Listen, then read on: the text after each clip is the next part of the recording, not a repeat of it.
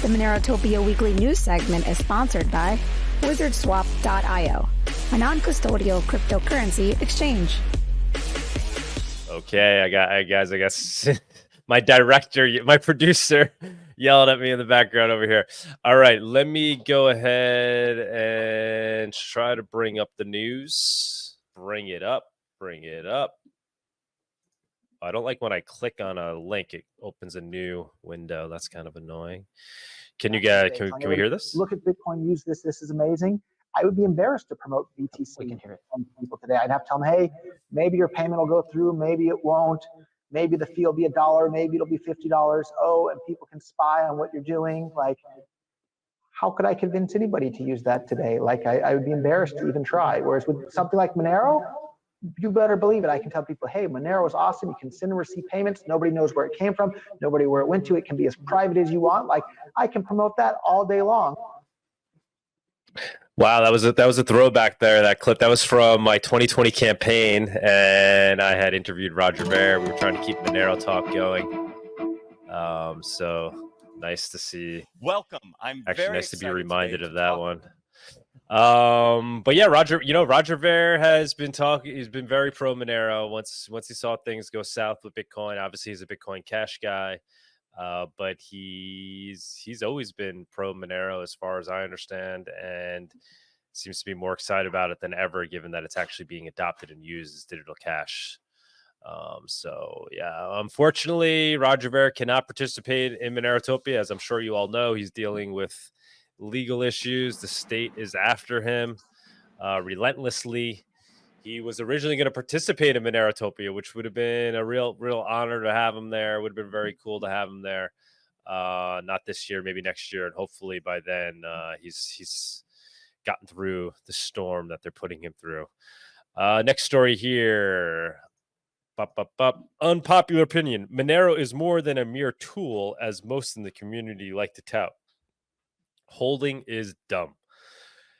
This guy is saying, Lumpy Initiative saying, Monero is a Swiss bank account in your pocket, and with the widespread adoption on the dark web and growing rapidly on the clear web with the Monero Circular Economy Pledge started by Douglas Tuman. All right, these are more Doug-related posts. Monero positions itself as the best form of digital cash and somewhere you store your wealth privately. Bitcoin is a mere hot potato with ultimately no real use case, and this is coming from someone who's mined Bitcoin and used to be a maxi. You must open up your mind and think for yourself, not repeat moon boys who don't understand what it takes for a currency to have widespread adoption. You could try and cope saying Bitcoin is no number go up and have fun staying poor, but Monero is insanely undervalued and is easily top 5, if not number 1. Since the XMR is private, I'll be paying 0 in taxes. Enjoy your public bank account and tax bill. Let's clarify something though. One thing I noticed with that post. Did you come up with the Monero circular economy thing, Doug, or was that somebody else? I did not. Okay, I did not. Let me not be improperly attributed with that. Obviously, support it. Probably one of, if not the first people abiding by it. we run our business off of Monero. We receive Monero payments, and then we use Monero to pay our bills. But that was started by, I don't know who's. Do you know who started it? I don't know who started it. I cannot. Oh, that was we had him on the show, right? Yeah, I'm pretty sure we had him on the show. I can't remember the name right offhand, and it's bugging me. Yes, and he's been an XMR Bazaar early adopter. So yeah, maybe that's where the confusion was, because he's been all over XMR Bazaar. He was, I think, offering services for helping people to improve their listings, so they can get better results. And I believe that's the same guy that started the Monero Circular Economy Pledge. Cool dude. I'm almost certain that is, and I just cannot remember his name right offhand. I feel like shout out to you, sir. British guy. Yeah. Shout out to you, man. Yeah. Yes. Thank you. Please. Thank you for correcting the record on that one. Yeah, I think it's what we have here. We're like, hodling is dumb. Don't invest in Monero, use Monero. I think we all kind of know, and it's good to have the variety of opinion out there. That's just use Monero. It's not a number go up. It's just a tool for freedom. That range of opinion is like a natural resistance. It's a natural immunity against getting into the kind of cult-like thinking that psyoped and took over the Bitcoin community. Because once you get people into that kind of like cult-like mentality, and everyone's like, yeah, we're the special group, and then you distract them with the fancy things like number go up, then you lose the core of what you are. So I think like most of us know that like, yeah, hodling is actually a good thing. But when you like turn it into this culty kind of meme, it really harms your community in the long run. So like he's correct. Right. Monero Maverick there on X is correct, but at the same time, like it's kind of like that metaphorical truth, right? We're like, yeah, hodling is stupid, that shit's dumb, and we just do that to keep a resilient natural immunity against psyops. You hodl for a store of value you use for freedom. And like, for example, I just got my groceries with Monero today. And I just put them away before the show. So I'm going to be eating Monero for the rest of the month. and I just replenish it. I just replenish it every single month. I buy more every single month. And then I use it and I buy more, and I use it and I buy more. Just keep on doing it. You hold because it's a good store of value, and you use it because it's freedom. Right. Yeah. The problem the Bitcoiners will run into, it's like they just do the holding without the spending part, because it's not a good current. It's not good for transactional purposes. It doesn't function well for that purpose. You're kind of low, Doug. Get closer to your mic. Oh, I don't know why I'm so low. You're good now. I think it just cut out for a second. Yeah, I think you were just too far away or something. No, that's weird. It must have just been. How's it sound now? You're good. Yeah. You're good now. Yeah. I mean, the real issue is when it's only hodling, right? And that's what Bitcoin has become, because it fails for the use case for digital cash, right? Like it doesn't function well for using it as a currency. And so the Bitcoiners have pivoted to marketing it as just a store of value. I had a good conversation with, actually, I think, Buddy, you're familiar with Juan. I had Juan, yeah, Juan the other day. We've been friends since before the fork. Oh, amazing. So he's a Bitcoiner. He's a Bitcoin maxi, but he's in it for the right reasons. He's like, has cypherpunk ideals, but he does seem to be very much kind of in it for the store of value reasons, the digital gold purposes. And I think his justification is, well, look, Bitcoin's going up in price, so I could do more to help the resistance by having this asset that's increasing my wealth than holding Monero and hoping that it goes up. But we got into the weeds with it. Obviously, there's arguments to be made, right? Like, does it really function? Is it really serving its purpose? If people aren't using it peer to peer, are they really opting out? Are they really separating money and state if they're not actually using it and they're just storing it and using it in terms of like fiat, right? So got into all that with him. I don't know, Bud, if you have anything to say on any of that. But he'll be a speaker. He'll be attending Monerotopia. So I'm sure we'll hear it on the stage, and maybe we'll get Body interacting with them live. But go ahead, Body. I mean, he's got big shoes to fill on the Monerotopia stage after Satoshi himself represented Bitcoin last year. Exactly. I think the primary difference that like what drives the mentality of, hey, let's integrate into big finance and the government as much as possible because it's a Trojan horse, relies on the assumption that Bitcoin is in fact a Trojan horse at all, that Bitcoin is actually a global freedom tool.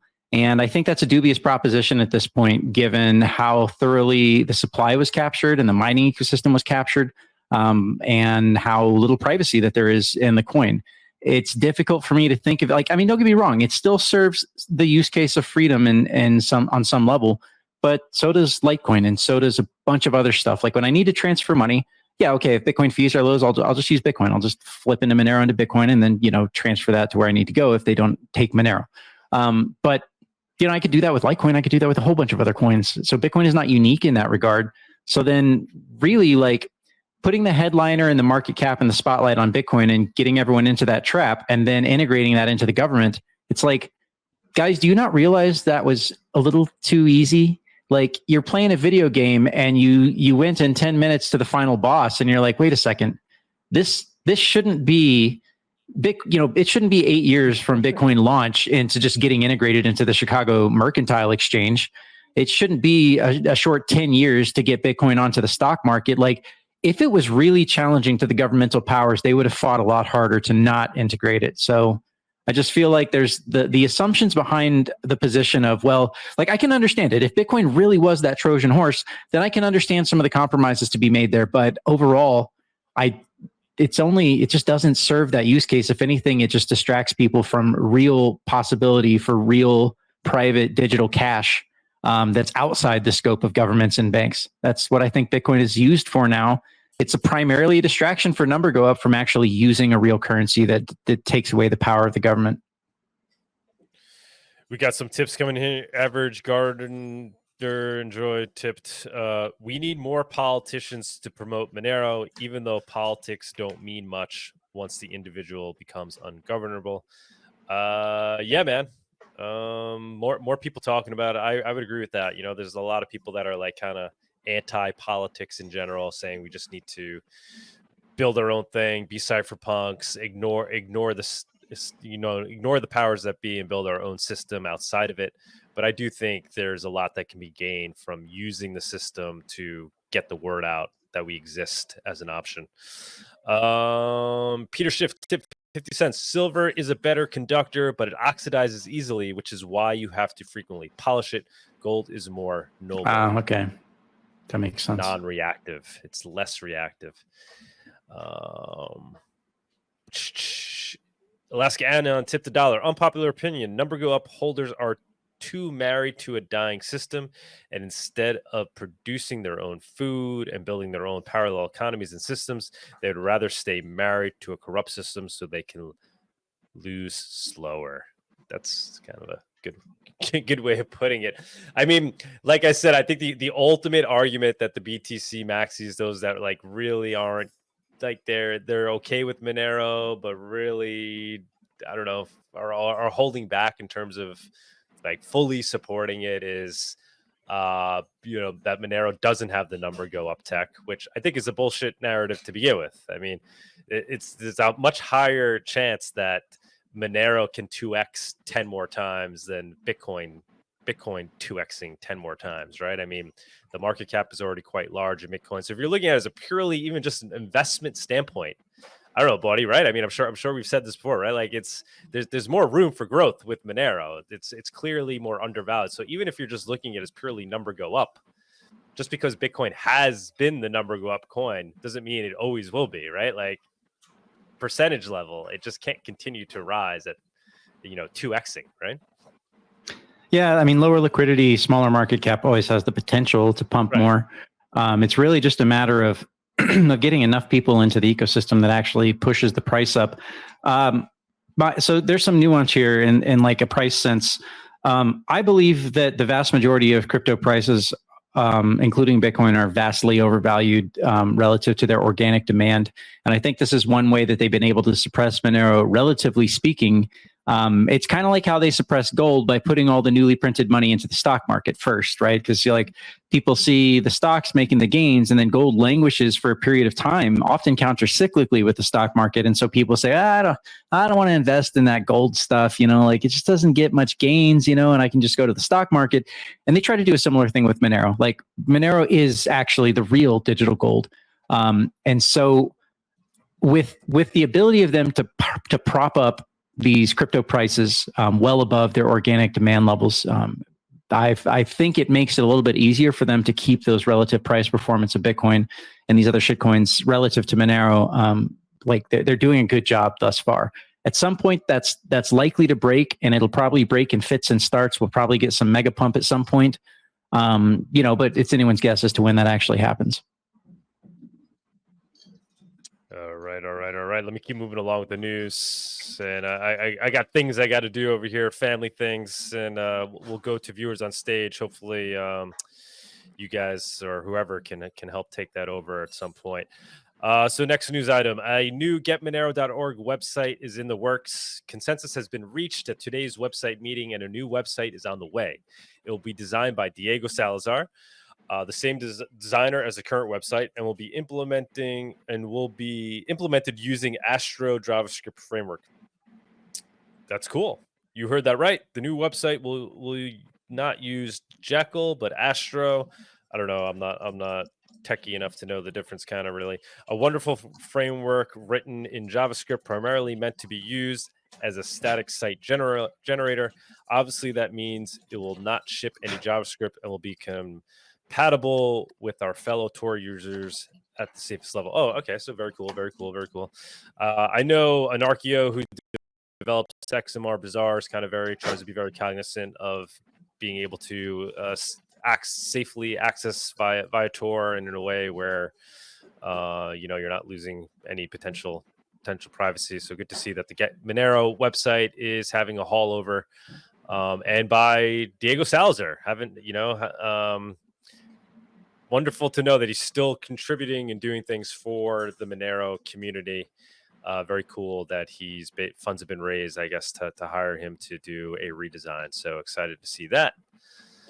But by the way, we're hoping to have Diego participate. I don't think he'll be at Monerotopia. Maybe we get him down there. We've been trying to work with get him down there because he's going to be participating in the hackathon. Even if he's not able to get down there, he's going to be helping out in the hackathon. They're doing work on BTC Pay server, and they've lined up Diego, I think, to help with the kind of user interface aspects of it. So very cool.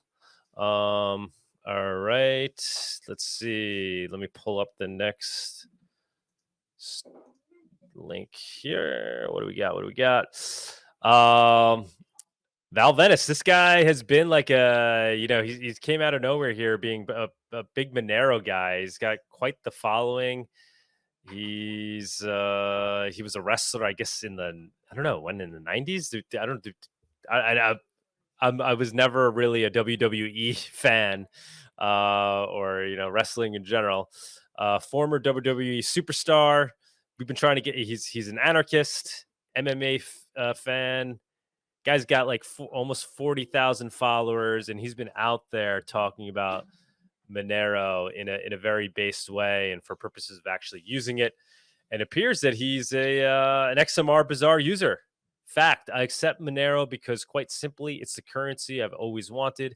XMR delivers on every front. It's lightning fast, costs practically nothing to send, and best of all, it provides true privacy. It's what Bitcoin should have been. Monero's foundations are rock solid, and its value seems to thrive even as centralized exchanges scramble to delist it. Unlike most coins, XMR actually gains strength from these delistings, as if to say, challenge accepted. Why does this happen? Because Monero is designed for the people, by the people. With its robust privacy features, blazing speed, and next to nothing fees, Monero is as close as the crypto world has come to creating a genuinely people-powered cryptocurrency. And then he posts his XMR Bazaar listings. Sorry, guys, I got to go back to put these in. Here he goes. So yeah, he's got an XMR Bazaar account and page. Looks like he's listing signed, autographed from back in the day, I guess, from when he was a wrestler. He's autographed photos selling for Monero. Very cool. Very cool to see that he's embracing the actual usage of Monero. He's not just talking about number go up type stuff. He's actually talking about using it. And he's walking the walk, created an XMR Bazaar account. Very cool to see. Thank you, Val. Maybe one day we'll get you up on the show. Would love to have you up here. You're welcome anytime. Let's see. Next story. Boom. Monero Bull posted.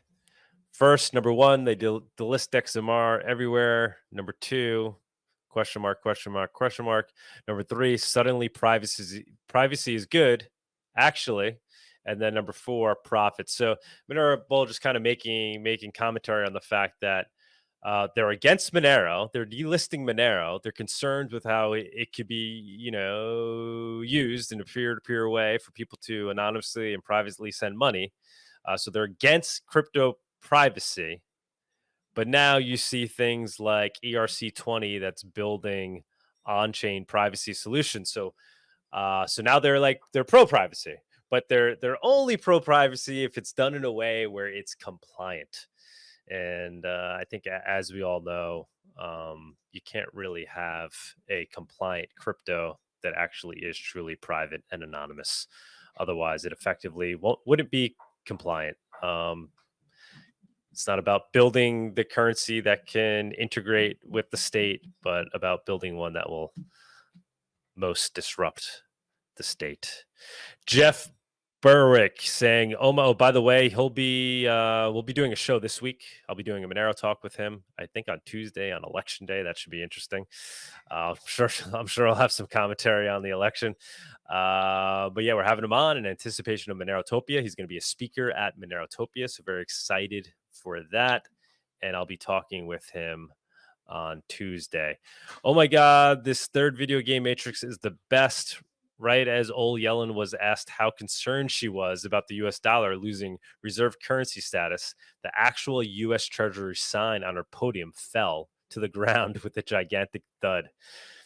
Those with the eyes to see and ears to hear know this is a sign. All right, let's go ahead and give this a and over a here. longer time horizon, how concerned are you about the potential impact of the dollar's status as the world's reserve currency? And over a longer time horizon, how concerned are you about the potential impact of the dollar's status as the world's reserve currency? I love the woman that's asking her the question even starts to giggle about how ridiculous that is. So yeah, guys, it looks like they are falling in every way possible. What do we got here? Wall Street Silver making talking about Rob Schneider imitates all of Kamala. All right, let's give this a listen. I don't know how this made the news, but Tony Black thinks community, she's like, shit, let me tell relevant. you something, honey. She's better. No, let me tell you, Kamala, she does different accents, depending on where she is, down south. Let me tell you something. You boys better get it together here and vote. Save democracy. Black community, she's like, shit, let me tell you something, honey. Let me tell you right now, we ain't vote for Trump. I even saw her at a 7-Eleven going like, listen, it's very important that we vote for the Democrats. We're trying to save democracy here. We're trying to save democracy. For sure, you don't understand. You need to vote. You need to vote. The whole thing's been a clown show, guys. We all know it. I hope everyone has been enjoying the ride. Unfortunately, it's at our cost, but at least get some entertainment out of it. What's the next story up over here? What do we got? Things I'm concerned about: totalitarianism, climate crisis. Yeah, I'm much more concerned about totalitarianism than the climate crisis. While it does seem like the weather's a bit wonky, it feels I'm much more concerned about the government using their powers to control the population than what effects nature may have upon us. So yeah, definitely align with that. We all know the government causes climate change. That's why that hurricane hurt North Carolina so badly, because they engineered it. Seemed pretty obvious to me. Well, what we definitely do know is that they use climate change as a way to implement policies that control people. Whether Yeah. One thing that's happening is the magnetic field has been getting weaker. And so one of the reasons we've seen such a fantastic display of aurora this year on multiple occasions, which is that's just basically unheard of for decades and decades, is because the magnetic field is weakening. And so that leaves the Earth more open to these kinds of electrical storms, these coronal mass ejections that happen on these 11-year cycles, right? The sun flips its magnetic field every 11 years. And in doing so, has all these sunspots and these big CME events, which normally a stronger magnetic field was protecting us against. But now, with that extra energy delivery to Earth, I think that actually creates a lot of this crazy weather. And I think that also the cabal knew that this was happening. Like, they understand these dynamics in a way that, just like the medical science, they hide a lot of that, the reality and the truth from us. They do the same thing with weather, which is significantly electrical phenomenon, right? There's a lot of electrical stuff happening. You're talking like cosmic rays that strike the Earth and create nucleation sites for clouds and all kinds of stuff. So just the fact that they know that the magnetic field is weakening and that these kinds of CME events are going to cause more severe weather, they're going to contribute to more severe weather. Yeah, they're going to talk up the climate crisis, and then the weather gets more severe, and they're like, oh, it's because of you and your carbon, instead of telling us the truth that no, the magnetic field is weaker and we're more susceptible to these solar events.